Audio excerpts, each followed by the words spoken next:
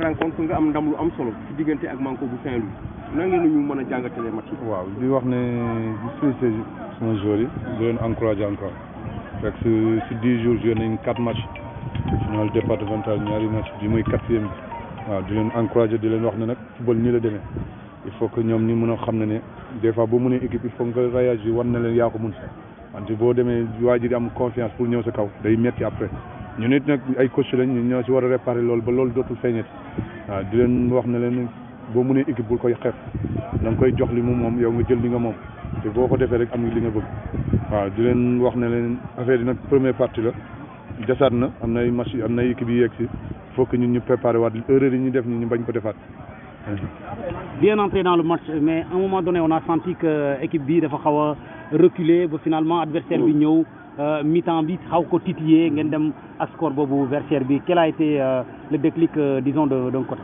je pense waaw mën na waaw ñu wax la peut-être dañu xeeboon équipe bi ñëw indi beneen méthode indi beneen jikko te comme li ñu wax rek boo tàppee ni dóor nit ki bu amee coin da lay fekk si te yaakaar naa ne ñoom loolu lañ ñëwoon après ba ñu dugal seen ñaari biti ñu nit ñu gérer ba dem mi-temps ba ñu demee deuxième mi-temps ma ñëw wax leen ma ne ko da ngeen ko xeeb war leen xeeb kenn tant que yéen a ngi ci terrain bi ñoom seen adversaire lañu adversaire da nga koy respecté jour la comme équipe la comme yéen ñoom it tam préparé nañ pour yegg si tey ñun ñu dëkk fii waroon nañ mën a def loo xam ne ñoom it équipe bu ñu gis xam ne ñun pare nañ avant lii ante nag comme li ñuy wax football la tey lii ay réparation man dama ciy jàngat jëlaat ci ay leçons ma xam ne bu yeggee fii bu ñu mën a téye ma mën a jox booy ñu mën a gën a concentré wu si loolu ñu mën a gën a góorgóorlu waaw di leen wax ne football la daal waaw ñu ngi préparé yeneen match yi nag di gën a concentré wu pour loolu bañ ñu dalati.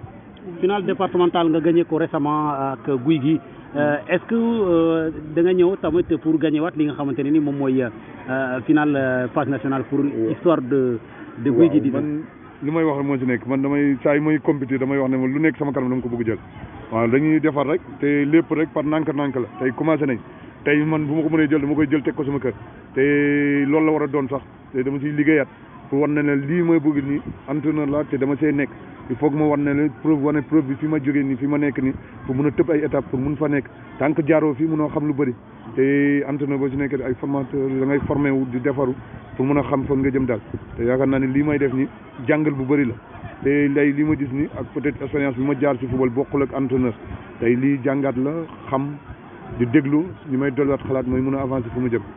par rapport ak équipe bi joueur yi gis nañ ngeen joué compétition yu bëri.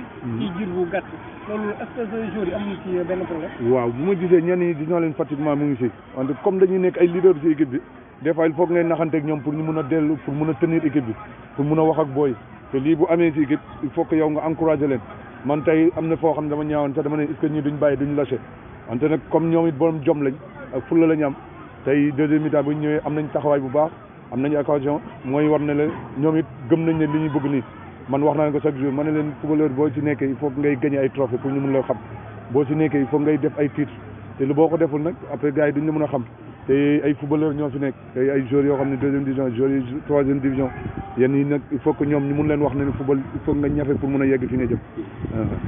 man damay seetlu benn affaire boo xam ne niveau professionnel bi sa joueur yi lu bëri dañ koy ëpp di ko incarné di ko joué.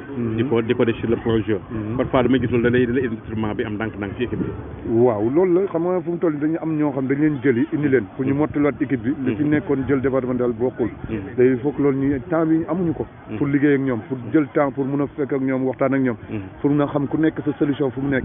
pour nga mun koy indi ci équipe bi. ante nag comme maa ngi naxanteeg ñoom tey lii war na ne am na lu des am na li ma war a liggéeyaat am na loo xam ne cadre équipe bi ak peut-être stolte équipe bi am waaw am taxawaay bi il faut que loolu ma liggéey ko ci ay fan ci li ma nekk nii repos bi ma mun a waxtaan ak ñoom ci waxtaan da nga mën a toog ñuy waxtaan ci biir ku nekk am solution wax la après jour bi nag yow da nga koy jëlee ci mu nekk nga indi ko ci yow li nga bëgg yow ce jeu. ok kontaan. Comment ça s'explique? Bon, en fait, ça a été un échec. Parce qu'il faut comprendre, on était venu pour apprendre, mais on avait quand même des ambitions. Mais ce n'était pas des ambitions démesurées quand même. Voilà, parce qu'on sait qu'on a une bonne équipe, une équipe très jeune. Et quand même, on avait des atouts quand même pour gagner cette rencontre. Voilà. Je pense que sur le plan jeu, vous avez vu que mon équipe a rivalisé avec l'équipe qui était en face. J'ai dit même sur le plan jeu, on a été beaucoup plus entreprenante par rapport à la conservation du ballon. Ce qui a marqué, c'est qu'on a pris 3 buts bêtes, qu'on peut considérer des bêtes. Et c'est ça qui nous a dérouté quand même par rapport à ce match. Est-ce que ce but matinal-là que vous avez très tôt pris, qui a reproduit vos ambitions? Effectivement, c'est-à-dire vous pouvez comprendre même que par rapport au gardien que nous avons, c'est un gardien de courte taille. Et on l'avait conseillé quand même par rapport aux balles arrêtées d'anticiper, même s'il ne peut pas saisir le ballon de boxer et autres. Parce que c'était une manière quand même de soulager la défense, parce qu'on avait en face de nous des joueurs de grande gabarit. Donc je pense que c'était un échec quand même qui pouvait s'expliquer. Mais quand même sur le plan jeu, on sent nettement qu'on a été meilleur par rapport à la circulation du ballon que l'équipe qui était en face. Dispositif Hulé, combien de temps vous avez pris pour travailler tout ça? Quand même, c'est-à-dire, il faut comprendre que l'ossature qui est là, c'est une équipe qui a l'habitude de jouer ensemble. C'est des gens qui se connaissent. Tout à l'heure, le jeune Ali vient de vous dire qu'il vient de rejoindre l'ASC, mais c'est quelqu'un à qui, à chaque fois qu'on menait des matchs d'entraînement, je le convoquais, je l'amenais. Parce que j'ai une sélection au niveau de la zone, à chaque fois je le convoquais. Donc c'est un jour très talentueux et je pense que les autres aussi, on peut les considérer comme tels. Première sortie, quelles sont vos ambitions dans ces phases finales de toute façon, on n'a pas encore dit notre dernier mot. On n'a pas encore dit notre dernier mot parce que je sais que les deux équipes qui étaient là en train de jouer, c'est des équipes qui sont prenables. De même que l'équipe qui était en face. Donc je pense qu'on a parlé, c'était un échec. On l'accepte et on va quand même on va rectifier pour revenir plus fort. Vous pouvez compter sur nous.